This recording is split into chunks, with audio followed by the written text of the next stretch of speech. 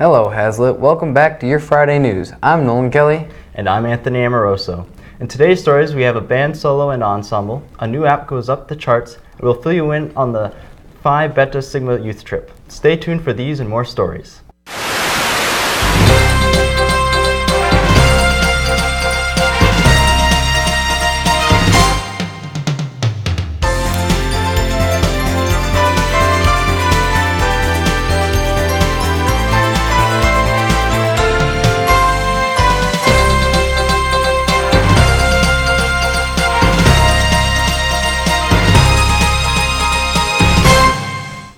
A group of Haslett students attended the annual Phi Beta Sigma Youth Workshop on February 2nd. The theme for the conference was Navigating for Success, and the focus was on skills and qualities necessary for lifelong achievement. The students also received information and resources for a variety of career pathways. Alex Riley checked in with some of the students that attended the event. Brotherhood and service. On February 2nd, these words were demonstrated at the Phi Beta Sigma Fraternity Conference. 17 of our Haslett students went to the yearly event. Here are their thoughts. The event was based on leadership skills for young black people. It was a Phi Beta Sigma conference. Phi Beta Sigma is a all-black fraternity. We talked about like career choices and things to look out for in the future. Other people have told us like how they've made it and like struggling times they've had being African American. We had firefighters there. We had people from IBM, I'm pretty sure. We had a chef there, just giving us a wide range of careers that we can choose after high school. A lot of important African Americans were there, so it just kind of teaches us just like what to do and how to handle things. It just shows that we can all be together for once without always, getting in arguments and all that. And it showed us being there for a reason, being there for a purpose, and it was nice. Honestly, it was really motivating to just looking at all the statistics of different black males and the success rates and being around other successful older black men. It was really motivating in that sense. It gave me a good sense of like what I wanted to do and different paths to take in life for careers-wise. It was a good learning experience. Got to meet a lot of new people and like a lot of job opportunities were there. The event shows that although that you're faced with different kinds of adversity, like that shouldn't stop you from completing your dreams and your goals. And that's what I got from it. The new school-friendly app, Pocket Points, has been widely used throughout the school and encourages you to put your phone away while you're at school. We asked some of our students what they thought about the app. Do you think that Pocket Points are good for schools, and why? I think it probably helps because people try to stay off their phones more. Yeah, I learned about it in my economics class. Do you think that Pocket Points are good for schools, and why? Yes, I do. I think it reduces the time students spend on their phone. Do you think Pocket Points are good for schools?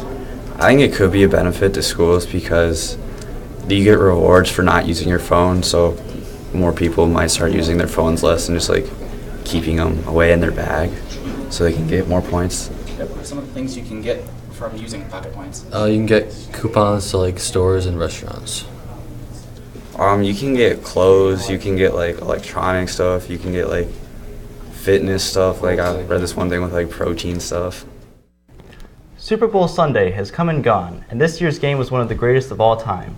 We checked in with a few students and our very own varsity football coach to get their reactions to the game. Did you watch the Super Bowl? Yeah. What did you think of the game? I thought it was pretty good until Atlanta started holding back in the third quarter, and that kind of lost the game for them. It came back and bit them pretty hard. Who are you rooting for? Atlanta.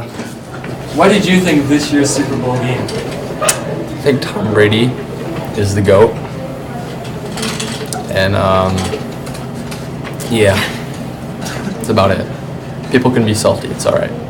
What were your thoughts on this year's Super Bowl? I thought it was lame.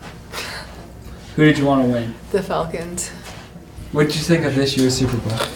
Well, I thought the Patriots played pretty good towards the end of the game. I know I was rooting for them the whole game, all the time.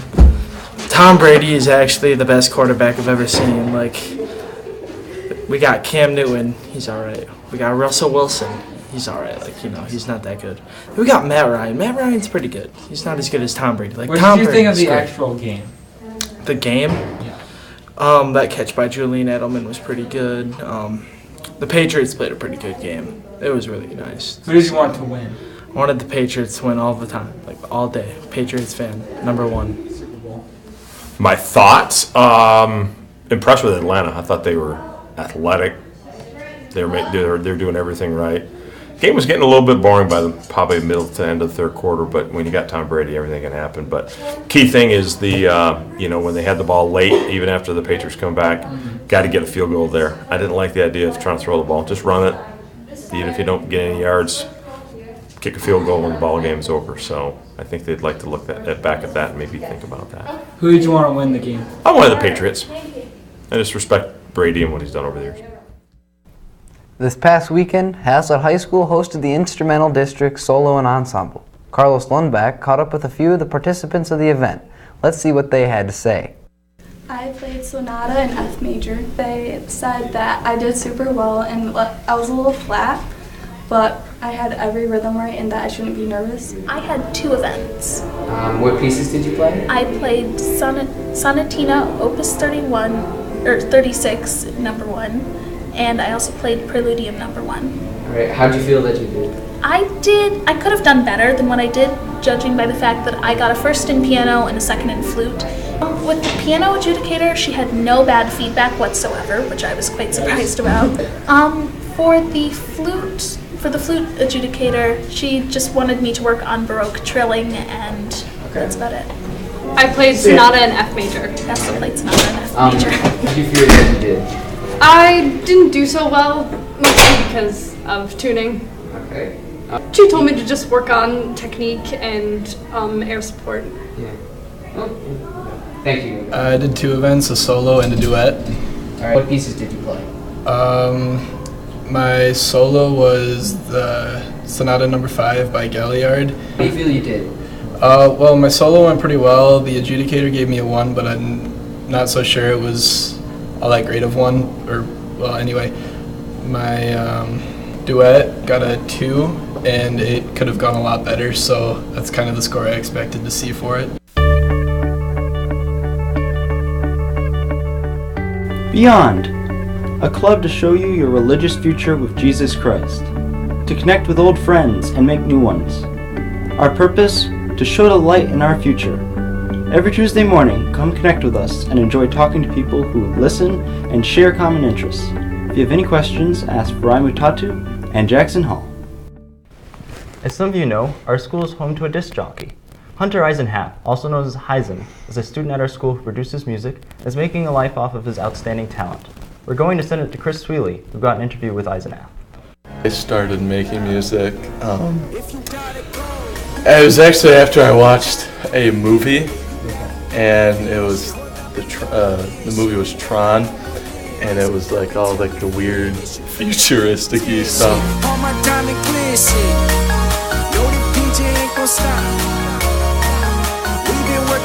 For me, I mean, just go as far with it as I can, put in as much work as I can, just make my life out of it. March 25th at the Loft. Nice. Come through, find me for tickets.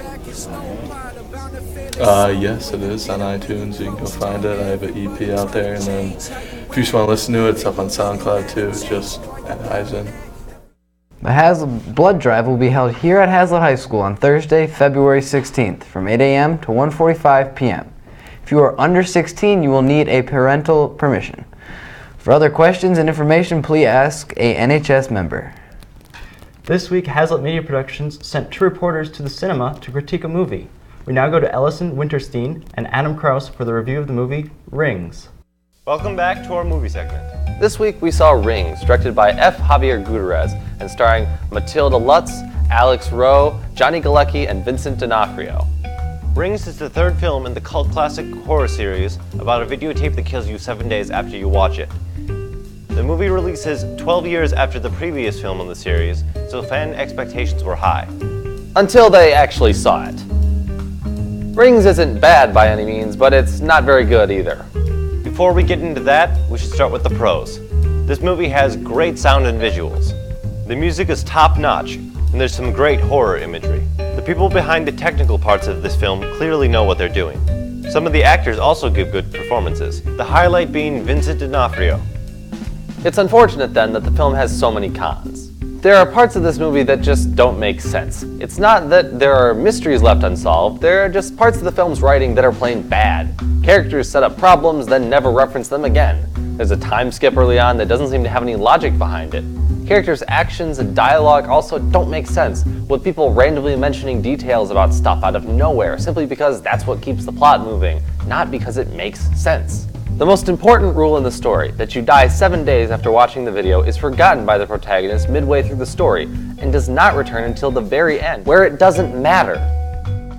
In conclusion, the movie is passable, but deeply flawed.